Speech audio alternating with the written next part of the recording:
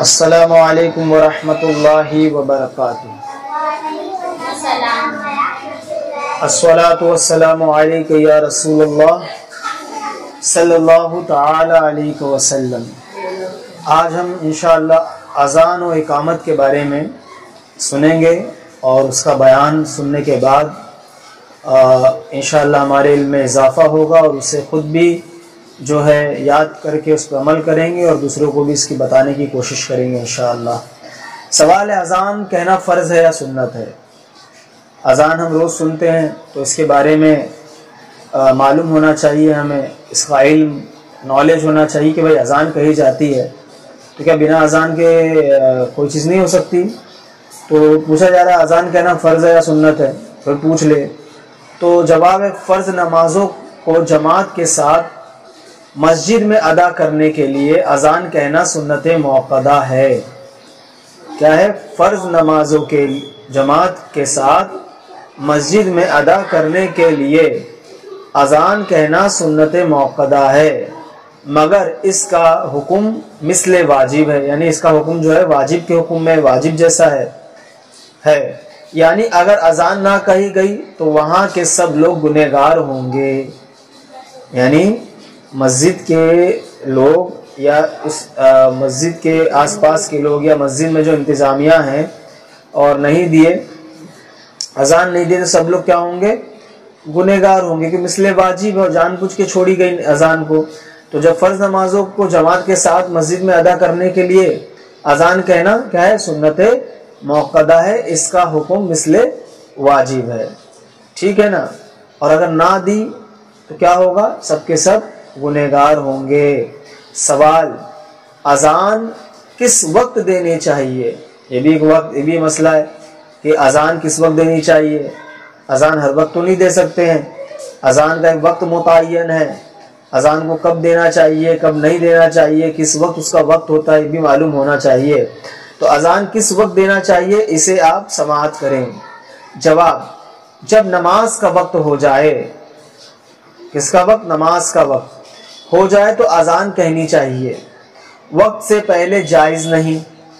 اگر وقت سے پہلے کہی گئی تو وقت ہونے پر لوٹائی جائے، یعنی کسی نے اذان وقت سے پہلے کہہ دی اور وقت سے پہلے اذان دے دی تو ظاہر سی بات ہے وہ اذان نہیں ہوئی، وقت سے پہلے دینے کی وجہ سے اس اذان کو دوبارہ لوٹانا پڑے گا، تب جا کے وہ اذان ہوگی، ٹھیک ہے؟ سوال، فرض نمازوں کے علاوہ اور بھی کسی وقت اذان کہی جاتی ہے؟ یعنی سوال کیا جا رہا ہے کہ بھائی فرض نماز کے لیے تو سمجھ میں آ رہا ہے کہ فرض نماز کے لیے اذان کہی جائے، 5 وقتی نماز ہوتی ہے، بھائی 5 وقتی نماز ہوتی ہے تو لوگ جو مؤذن صاحب اذان دیتے ہیں بھائی نماز کے لیے آ جاؤ، اذان ہوتی ہے سمجھ جاتے ہیں 5 وقت کی نماز پڑھنا ہے۔ مگر ایک بات یہ ہے کہ اگر فرض نمازوں کے علاوہ بھی کیا کسی وقت اذان دی جا سکتی ہے؟ تو اس کے بارے میں سن لیجئے جواب کیا ہے۔ ہاں، فرض نمازوں کے علاوہ بھی اذان کہی جا سکتی ہے۔ کب کب؟ اس کو سنیں۔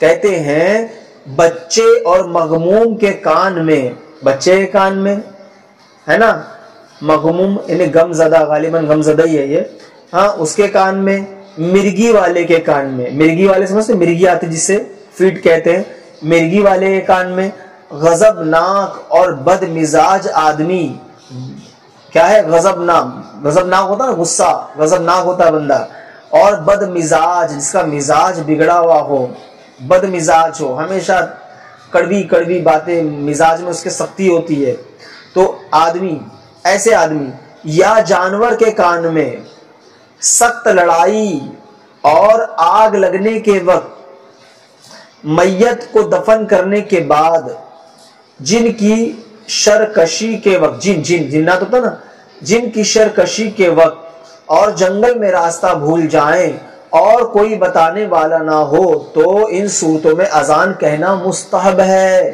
کتنی پیاری بات ہے، دیکھو کسی کو جن شرکشی کر رہا ہے تو اس کے کان میں اذان دے دو، ٹھیک ہے؟ راستہ بھول گئے ہیں، جب اذان دو انشاءاللہ اذان دینے کی برکت سے کیا ہوگا؟ راستہ مل جائے گا۔ کوئی غم زدہ ہے اس کے کان میں اذان دو انشاءاللہ اس کا غم دور ہو جائے گا۔ کوئی غضبناک ہوتا ہے اس کے کان میں اذان دو اس کا غضب ختم ہو جائے گا۔